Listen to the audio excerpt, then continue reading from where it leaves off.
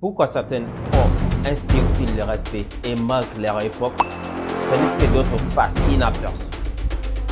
Le respect n'est pas quelque chose qui peut être demandé. Ça doit être gagné dans les relations, spécialement entre la femme et l'homme.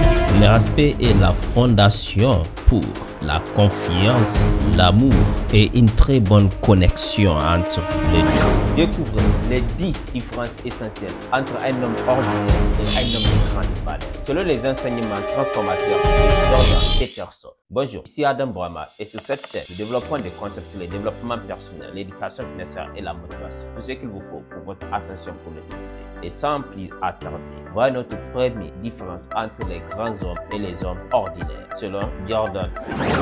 La première grande différence que nous pouvons noter chez les hommes ordinaires et les hommes de grande valeur, c'est la vision. Les hommes de grande valeur ont une vision claire, bien précise, travaillent continuellement vers la réalisation de cette vision, acceptent de vivre ce qui n'est pas acceptable par la majorité, les critiques, les moqueries, l'échec quand même. Continue de maintenir cette vision jusqu'à la réalisation de cette dernière. De l'autre côté, les hommes ordinaires se laissent piloter par le monde, par la vie, les opportunités que la vie leur présente. Ils ne dictent rien à la vie. Ils sont malchanceux ou chanceux, c'est toujours l'effet d'un hasard. Et même quand ils décident d'avoir une vision, au premier revers, aux premières difficultés juste inévitables, elle abandonne et laisse tomber et trouve toujours des excuses pour se sentir bien par rapport à cela. La deuxième différence entre les hommes ordinaires et de grandes valeurs, c'est la responsabilité et la victimisation. Les hommes de grandes valeurs assument pleinement leurs responsabilités, même face à ce qu'ils ne veulent pas. Ça veut dire quoi? Face à l'échec, quand ils commettent des erreurs, quand ils sont fautifs, ils n'aimeront pas être responsables de cela, mais ils ont des valeurs qui les obligent d'assumer cette responsabilité. Mieux, ils apprennent de ces erreurs et parce qu'ils ont pris la responsabilité des situations, ils ont la chance de travailler pour changer les situations. Parce qu'ils savent qu'ils sont à l'origine de leur échec. Ils savent également qu'ils peuvent être à l'origine de leur réussite. Ils ne vont pas blâmer les circonstances, chercher les excuses, je ne sais où. Non, ils comprennent qu'ils sont les seuls fautifs. Peut-être qu'ils ne sont pas pleinement responsables, mais il faut identifier là où ils sont responsables et prendre leurs responsabilités en conséquence. Ce qui fait avec les temps des champions, des gens qui peuvent faire face à des difficultés que l'homme ordinaire ne peut même pas imaginer faire face. Alors l'homme ordinaire va simplement dire, lui, il est différent. Pendant qu'il était juste parti de l'ordinaire pour devenir extraordinaire. Et de l'autre côté, les hommes ordinaires ont tendance à blâmer les autres ou les circonstances. C'est tellement plus facile de dire c'est la faute aux autres. C'est la faute à telle circonstance. C'est parce que je suis africain ou que je suis en Afrique. C'est parce que X ou Y que de faire face à nos responsabilités. Ce qui fait des hommes ordinaires, des gens qui restent toujours stagnés. Pourquoi? Par exemple, si tu dis c'est la faute aux autres, malheureusement pour toi, tu ne pourras jamais changer ces autres pour que ce que tu veux réaliser se réalise. Et si la personne dit également, ces hommes ordinaires disent également, c'est la faute aux circonstances. Malheureusement, une fois de plus, les circonstances, ils ne les contrôlent pas. Donc, sur le coup, c'est rassurant parce qu'on ne voit pas le travail énorme qu'il faut faire pour finalement réaliser nos objectifs. Non, c'est la faute aux autres, donc on est déresponsabilisé. Non, c'est la faute aux circonstances, donc on est déresponsabilisé. Donc on peut se relaxer. Pas ma faute. Ce n'est pas ma faute. Donc comme ce n'est pas ma faute, je n'ai rien à faire, vous voyez. Malheureusement, comme je n'ai rien à faire, je ne volis pas également. La troisième différence entre les hommes de grande valeur et les hommes ordinaires, c'est la discipline vs procrastination. Donc les hommes de grande valeur cultivent la discipline, malgré que c'est inconfortable, même quand cela les oblige à faire des choses qui sont totalement dans leur zone de confort. Ils se disciplinent. C'est des hommes, quand ils s'engagent à faire une chose, ils le font. Des hommes de parole. Des hommes qui, une fois la parole dit, savent qu'ils ont cette responsabilité de faire tout ce qu'il faut faire pour la maintenir. Malgré que c'est généralement difficile, mais quand même, c'est un trait qu'on retrouve chez chaque homme de grande valeur. Et de l'autre côté, les hommes ordinaires cultivent plutôt la procrastination. Exactement, parce que ça se cultive également. Au lieu de décider de lutter contre la procrastination, d'accepter qu'ils sont humains et d'accepter d'évoluer progressivement, les hommes normalement normaux, généralement, acceptent la procrastination comme une fatalité, choisissent la facilité au court terme au lieu de la croissance à long terme. Donc, c'est ce qui fait en sorte que tu vas les retrouver indisciplinés cette année, 10 ans plus tard indisciplinés. 5 ans avant indisciplinés, aujourd'hui indisciplinés. Rien n'a changé. Parce qu'ils n'ont pas adopté cette mentalité de cultiver la discipline. À la place et lieu, ils ont décidé de cultiver la procrastination en choisissant la facilité et les gains ici et maintenant. La quatrième différence entre les hommes de grande valeur et les hommes ordinaires, c'est le contrôle émotionnel versus réaction. Les hommes de grande valeur gèrent leurs émotions avec maturité. Ce n'est pas toujours facile, mais comprennent qu'ils ont ces devoirs. Réfléchir avant d'agir, parce qu'ils sont conscients qu'agir avant de réfléchir peut commettre des conséquences irréparables plus tard. Ils sont généralement calmes, même dans des circonstances assez alarmantes ou stressantes, parce qu'ils ont accepté de vivre leurs émotions, pas de les fuir. Parce qu'ils ont accepté de faire face à la réalité, pas de se voiler la réalité. Et de l'autre côté, les hommes ordinaires réagissent impulsivement, sans contrôle. C'est comme les tics au tac. C'est comme si ils sont commandés et très souvent contrôlés par leurs émotions, pas par la raison. Au point qu'ils font des choses irrationnelles, inexplicables. On se demande comment cela puisse être possible. La cinquième grande différence qu'on trouve entre les hommes ordinaires et les hommes de grande valeur, c'est l'ambition et la persévérance versus le confort et la complaisance. Vous allez trouver généralement les hommes de grande valeur très motivés, désirant toujours d'accroître, de travailler durement pour réaliser une vision qui les anime, de faire les sacrifices nécessaires, de laisser tomber certains conforts et de sacrifier le court terme pour une vision long terme. C'est des hommes qui savent pourquoi ils souffrent, qui savent pourquoi ils travaillent et dans le silence, ils ne se plaignent jamais parce qu'ils savent qu'ils travaillent pour un meilleur lendemain. Et de l'autre côté, vous allez trouver les hommes ordinaires, complaisants, choisissant de rester dans leur zone de confort et évitant à tout prix tout défi qui demande des efforts. Non, pas question de quitter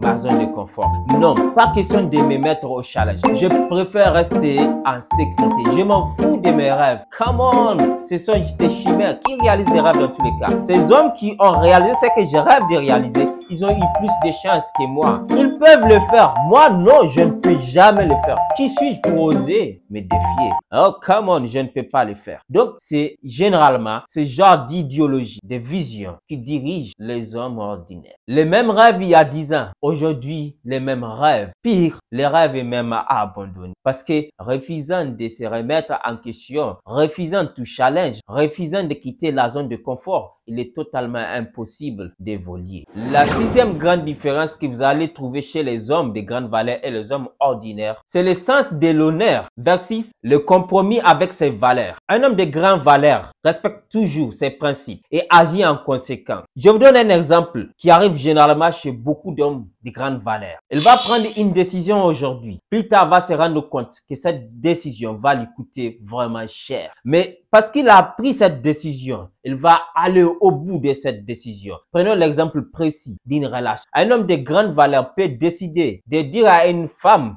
ça c'est ma ligne rouge, la dépasse, notre relation c'est fini. Il peut être fou amoureux de cette dame, mais cette dame décida de franchir cette ligne rouge. Cet homme de grande valeur décidera de sacrifier cet amour et souffrir des chagrins amoureux pour quitter cette relation, pour quitter cette jeune dame. De l'autre côté, l'homme de moindre valeur, l'homme ordinaire, malgré que la fille a dépassé cette ligne rouge, va faire des concessions, va se dire, bon, je peux accepter pour cette fois.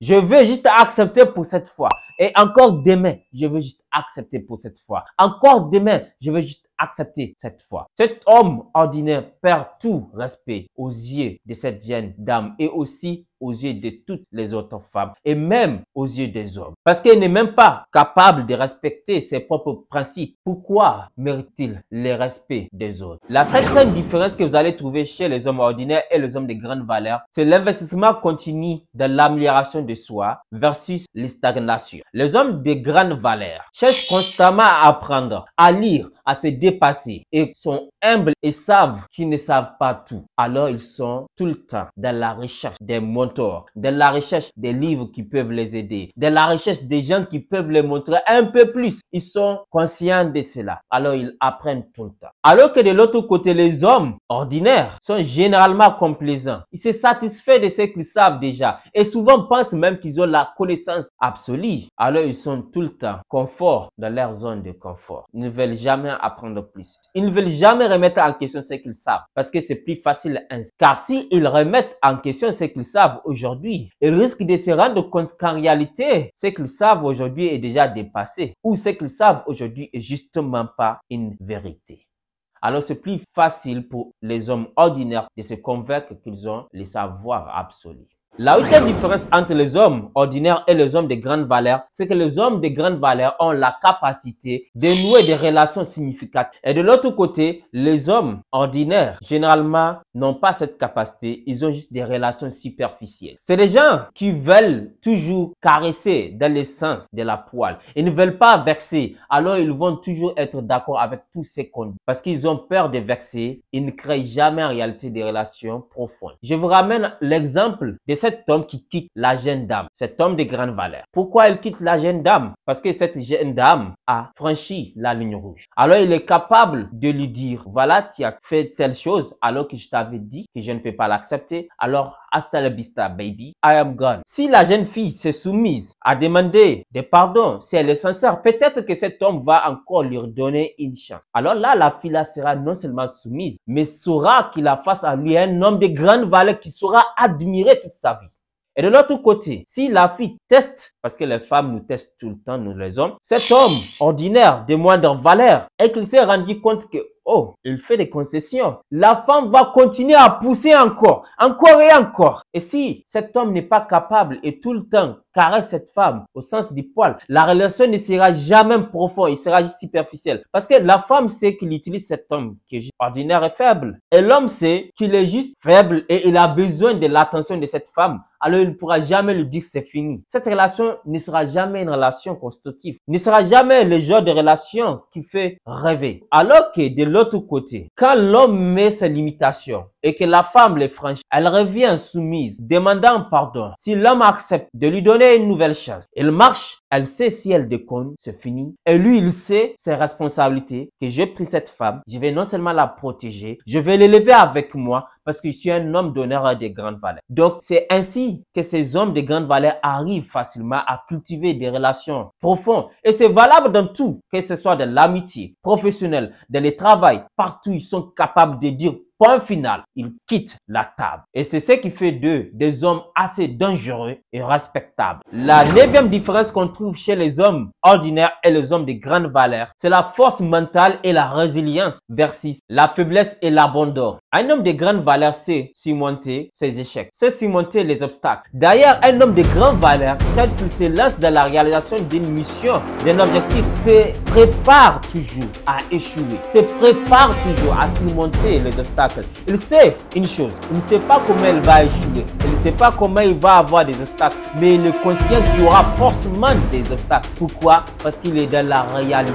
Pourquoi? Parce qu'il n'est pas dans les chimères. Pourquoi? Parce qu'il est conscient qu'il est responsable et qu'il a juste besoin d'évoluer et de devenir meilleur. Alors, il est préparé à être résilient. Il est préparé à cultiver sa force mentale et à cultiver sa détermination et à faire ce qu'il faut pour arriver finalement à réaliser son objectif. Malgré que c'est douloureux, malgré que c'est difficile. Et de l'autre côté, les hommes ordinaires abandonnent facilement et j'ai envie de dire lâchement leurs rêves et leurs objectifs et font des concessions, ont toujours les bonnes excuses et vivent lamentablement avec les regrets qui est juste inévitable quand on décide de fermer ses yeux face à ses rêves. Parce qu'en réalité, la vie sans rêve est juste une vie sans piment. Une vie sans piment est une vie fade et une vie fade ne fait rêver personne. Même ceux qui ne sont pas prêts à faire les concessions, ne sont pas prêts à faire les sacrifices, ne sont pas prêts à faire les travaux, ne sont pas prêts à faire ce qu'il faut, savent qu'ils ne sont pas en train de vivre plein de malheur. Mais parce qu'ils ont décidé de choisir la facilité, vont continuer à vivre une vie de zombie.